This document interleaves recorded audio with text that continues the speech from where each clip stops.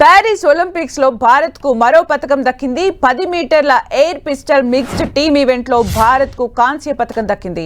కాంస్యం సాధించారు మను భాకర్ సరబ్జోత్ జోడీ. కొరియా జంటపై 16-10 తేడాతో గెలుపును సొంతం చేసుకున్నారు. ఒకే ఒలింపిక్స్ లో 2 పతకాలతో మను భాకర్ రికార్డు సృష్టించారు.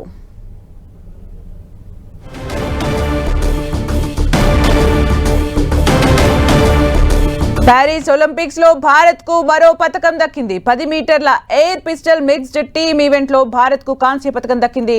కాంస్యం సాధించారు మను భాకర్ సరబ్జోత్ జోడీ. కొరియా జంటపై 16-10 తేడాతో గెలుపును సొంతం చేసుకున్నారు. ఒకే ఒలింపిక్స్ లో 2 పతకాలతో మను భాకర్ రికార్డు సృష్టించారు.